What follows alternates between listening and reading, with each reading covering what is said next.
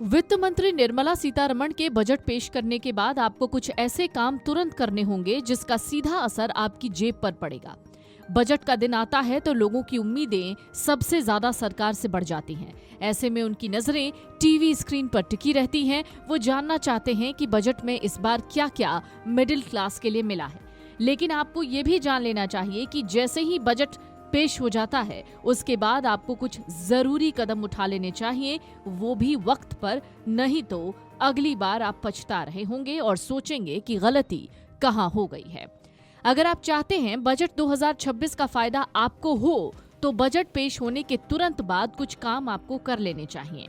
जैसे बजट की हेडलाइन पढ़कर रुकना सबसे बड़ी भूल होती है। नए टैक्स स्लैब, पुराने और नए टैक्स सिस्टम में क्या बदलाव हुआ है, स्टैंडर्ड डिडक्शन या किसी सेक्शन में छूट मिली है या नहीं, इन सब को बहुत बारीकी से पढ़िएगा। ना समझ में आए तो किसी एक्सपर्ट से पूछ लीजिएगा और ना समझ में आए तो सोशल मीडिया साइट्स पर देखकर या फिर किसी न्यूज चैनल को या फिर किसी मीडिया प्लेटफॉर्म को देखकर समझिएगा।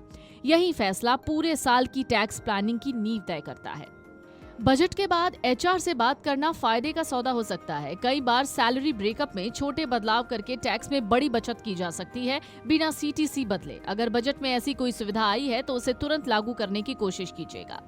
हर बजट के साथ कुछ नियम जुड़ते हैं और कुछ हट जाते हैं। एक साफ लिस्ट बना लीजिए कि इस बार कौन कौन सी छूट आपको मिल रही है। यही लिस्ट आपको साल भर काम देगा, चाहे वो टैक्स प्लानिंग में हो या फिर आईटीआर भरते समय। बजट के बाद बाजार का रुख साफ होता है। अगर आप किसी शेयर मार्केट में निवेश कर रहे हैं या फिर सोच रहे हैं तो आप इंफ्रास्ट्रक्चर, ग्रीन एनर्जी, डिफेंस या मैन्युफैक्चरिंग पर जोर दे रहे हैं तो इन सेक्टर्स में नए मौके भी बनते हैं। ऐसे में पुराने निवेश को आंख बंद करके पकड़े रहना समझदारी भी नहीं होती है। अगर बजट के बाद आपकी टैक्स बचत बढ़ी है या इनकम में सुधार हुआ है तो एसआईपी को पुराने लेवल पर रखना नुकसानदेह हो सकता है।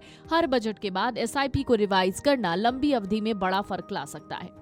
होम लोन पर ब्याज या टैक्स छूट से जुड़े नियम बदलते हैं तो ईएमआई और टैक्स कैलकुलेशन दोनों प्रभावित होते हैं।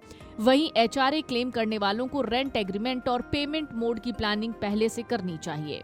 अगर एजुकेशन लोन, स्कॉलरशिप या एजुकेशन खर्चों पर टैक्स नियमों में बदलाव होता है तो बच्चों की पढ़ाई से जुड़े खर्चों की सालाना योजना तुरंत अपडेट कीजिए। सही प्लानिंग से यहाँ बड़ी बचत हो सकती है। बजट का असर रोजमर्रा की चीजों पर पड़ता है, जैसे पेट्रोल, गैस, बिजली और खाने पीने का सामान। पुराने खर्चों को नए रेट के हिसाब से अपडेट कीजिए ताकि आपको फर्क साफ दिख जाए और आपको भी समझ में आ जाए कि क्या वाकई सरकार ने आम आदमी के लिए बजट में कुछ अच्छा किया है।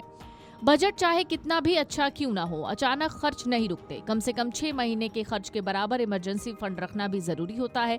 खर्चों में बदलाव के साथ इस फंड को भी अपडेट करते रहना चाहिए। हालांकि इन सब चीजों को एक पेज पर साफ साफ लिखिए, समझिए पूरे बजट को और रोड मैप बनाइए ताकि आपको पूरे साल पछतावा ना हो। Video desk, amarujala.com।